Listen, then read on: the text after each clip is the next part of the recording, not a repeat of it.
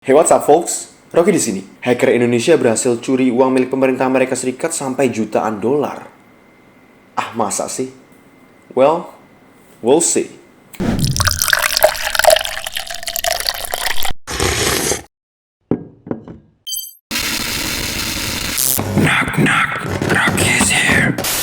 Oke, folks, welcome back to this channel. Kalau kalian baru pertama kali datang ke channel ini dan kalian belum subscribe ke channel ini, artinya semesta tuh pengen kalian untuk menggerakkan jari tangan kalian untuk bisa klik tombol like dan subscribe. Karena di channel ini kita bakal bahas segala sesuatu terkait keamanan informasi, keamanan siber, dan berbagai hal lain yang bersangkutan dengan kedua hal tersebut seperti kasus-kasus kejahatan siber, orang-orang di baliknya, dan lain-lain. So, pastikan kalian gak ketinggalan video-video terbaru dari channel Rocky. Oke, folks, let's go to topic. Beberapa hari yang lalu, media-media lokal kan banyak memberitakan nih soal adanya dua hacker asal Indonesia yang berhasil membobol dana bantuan sosial milik pemerintah Amerika Serikat yang bahkan nilainya sangat fantastis gitu loh, sampai puluhan juta dolar.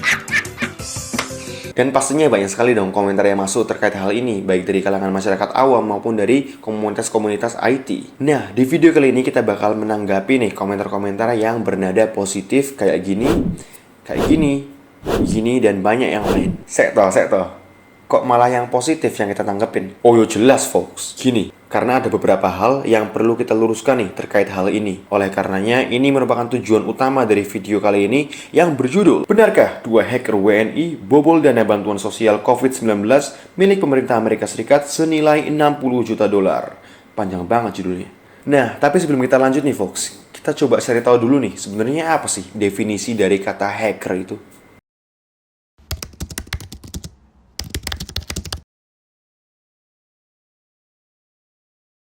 Oke, folks, seperti yang bisa kita baca nih.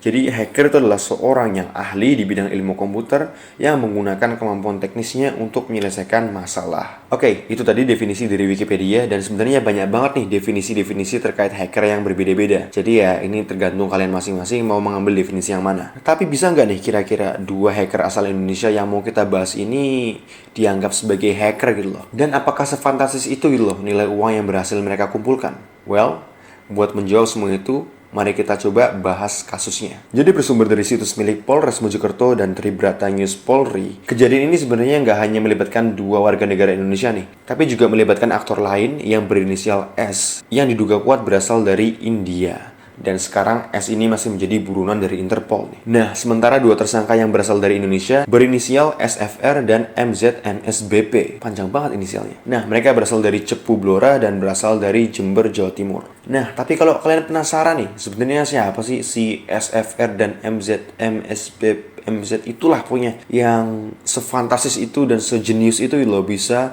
membobol sistem milik pemerintah Amerika Serikat. Oke, folks, gini. Sebenarnya kalau kalian cek berita-berita lebih banyak, ada beberapa media yang memberikan nama mereka secara plain text gitu loh. Sehingga kalian bisa tahu sebenarnya kedua pelaku ini namanya siapa. Oke, daripada lama-lama, mending kita langsung bahas aja mulai dari pelaku pertama, MZMSBP. Nah, jadi MZMSBP ini merupakan inisial untuk pelaku yang bernama Michael Zeboth Melkisedek Boas Purnomo.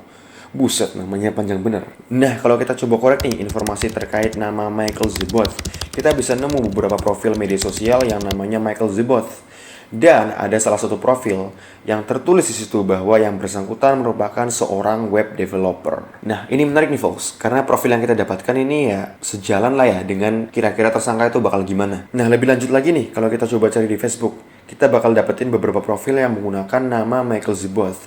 Nah, ini antara memang nama Michael Zeboth ini sangat pasaran atau memang si pemilik nama ini membuat beberapa profil. Tapi yang jelas, beberapa profil ini menunjukkan bahwa pemilik akun berasal dari Cepu. Jadi profil ini juga masih sejalan ya dengan narasi yang kita dapatkan di berita-berita gitu loh. Oke, itu tadi soal tersangka pertama. Kita langsung coba cek tersangka kedua nih atas nama SFR. Jadi SFR ini merupakan inisial untuk Sofian Syah Fahrur Rozi. Dan kalau kita coba cek di beberapa akun sosial media, maka kita akan menemukan beberapa akun atas nama Sofian Syah Fahrur Rozi. Dan kalau kita coba korek salah satu akunnya nih, kita bisa lihat bahwa pemilik akun ini berasal dari daerah Jember, Jawa Timur. Dan kalau kita gali lebih dalam lagi nih tentang informasi si pemilik akun, maka kita bisa melihat bahwa pemilik akun ini suka dengan hal-hal yang berbau IT gitu loh. Mulai dari film-film yang ditonton sampai beberapa hal yang disukai. Dan ini sangat cocok gitu loh profilnya dengan kira-kira tersangka itu bakal gimana orangnya. Nah, kalau kita coba cek profil yang lain, kita bakal lihat si pemilik profil pernah posting bahwa dia dia pernah melakukan semir rambut nih. Dan ini baru-baru ini nih, baru Februari kemarin. Dan kalau kita coba cocokkan nih antara semir rambut yang ada di postingan profil ini dengan foto pelaku yang bisa kita temukan terkait press release dari Polri, maka kita bisa mendapatkan persamaan nih. Dua-duanya itu sama-sama punya proporsi tubuh gemuk, berisi gitu ya. Dan rambutnya tuh disemir gitu loh. Dan kebetulan warnanya sama gitu loh. Nah,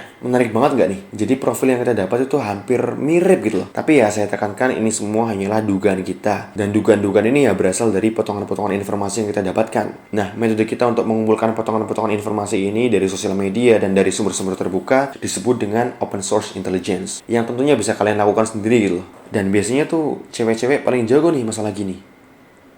Iya nggak? Nah, dari profil yang tadi kita bisa ngira-ngira nih. Kira-kira kedua pelaku ini melancarkan operasinya itu gimana? Jadi kemungkinan si MZMSBP yang punya keterampilan dalam web developer bertanggung jawab untuk mendesain situs-situs palsu yang menyerupai situs asli milik pemerintah Amerika Serikat. Nah, metode ini dikenal dengan nama phishing. Nah, kemudian pelaku yang lain yaitu SFR bertanggung jawab untuk mempublikasikan website-website tersebut dan menyebarkan link-linknya ke 20 juta kontak warga negara Amerika Serikat melalui SMS. Jadi dari 20 juta kontak yang menerima SMS tersebut, hanya ada sekitar 30.000 orang yang ternyata tertipu dan membuka link yang ada di SMS tersebut dan kemudian mengisi informasi pribadi mereka. Jadi sebenarnya kalau kita lihat perbandingannya antara 30.000 orang dengan 20 juta kontak yang dikirim, nggak ada 1%-nya ya. Nah, langsung aja kita coba buka situs asli milik pemerintah Amerika Serikat yang juga dipalsukan oleh tersangka nih, yaitu situs milik pemerintah negara bagian Illinois. Nah, kita coba bayangin, sebagai korban dengan kondisi lagi susah gitu ya, kondisi pandemi, kita dapat SMS bahwa bisa menerima bantuan senilai sekian ribu dolar, dan kita dikirimkan linknya, ya otomatis kita langsung percaya kan? Kita bakal langsung klik, dan lalu kita langsung mengirim file yang berisi informasi pribadi kita, dengan harapan bahwa kita akan menerima bantuan tersebut. Tapi sayangnya, informasi tersebut nggak sampai ke pemerintah, malah sampai ke dua tersangka asal Indonesia ini. Jadi dari penjelasan singkat tadi nih, kira-kira bisa nggak nih pelaku ini disebut sebagai hacker gitu loh? Well, mungkin aja sih, karena emang sebenarnya phishing merupakan bagian dari serangan siber yang digunakan untuk mengumpulkan informasi-informasi yang bermanfaat dalam melancarkan serangan siber. Tapi sayangnya, dalam membobol uang sampai jutaan dolar itu mereka nggak menggunakan skill hacking apapun. Mereka nggak menggunakan teknik apapun, tapi menggunakan satu teknik yang namanya penipuan. Jadi ini nggak jauh beda lah ya sama orang-orang yang ngirim SMS nggak jelas, ada diskon inilah, ada iPhone gratis lah, ada kuota gratis lah. Ya, kalian nggak mungkin kan nyebut orang-orang yang ngirim SMS begituan sebagai hacker? Enggak suka gelai. Oke folks, kita lanjut pembahasan terakhir nih tentang uang yang diterima oleh mereka. Apa benar mereka menerima sampai 60 juta dolar gitu loh ya? Banyak banget itu, sampai bisa jadi salah satu orang terkaya di Indonesia kalau emang bener. Karena bahkan mereka juga nggak mencairkan uang tersebut langsung ke rekening mereka. Tapi mereka mengirimkan informasi-informasi yang mereka dapat dari hasil phishing tadi ke warga negara India yang berinisial S tadi, dan kemudian baru si S ini kirim uang ke mereka sebagai imbalan lah dalam bentuk Bitcoin. Dan si SFR ini hanya menerima sekitar 30.000 US dollar, sedangkan si MZMSBP itulah itu cuma cuan sekitar 60 juta rupiah. Jadi ya nggak sefantastis yang diberitakan oleh media-media ya. Jadi folks, buat kalian yang masih mikir bahwa kedua orang ini adalah orang yang sangat fantastis, sangat jenius, sangat brilian, aset negara lah, harus dimanfaatkan lah, wes toh, ojo gumunan, ojo gampang kagetan. Ini nggak perlu kalian kagumi, dan mereka nggak pantas kalian kasih panggung, dan nggak pantas kalian kagumi sama sekali. Karena yang namanya penipu, tetaplah penipu. Toh kalau emang kalian tertarik buat jadi hacker, sebenarnya banyak cara lain yang lebih halal, yang lebih bermartabat, yang bisa kalian tempuh gitu loh.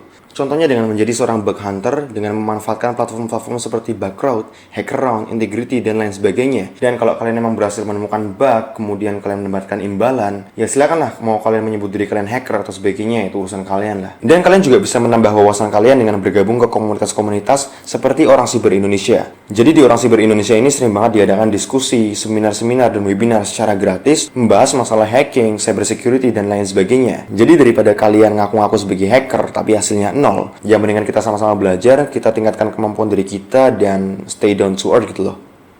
Ya enggak? Oke folks, mungkin itu aja yang bisa kita bahas pada video kali ini, dan semoga video ini bisa bermanfaat untuk kita semua. Kalau kalian suka video ini, kalian bisa mendukung channel ini dengan menggunakan kekuatan jari tangan kalian untuk klik like dan subscribe. And you can also leave your comments down below if you want to share your 2 cents about this issue. Rocky is out. See you next time. Just shake that ass.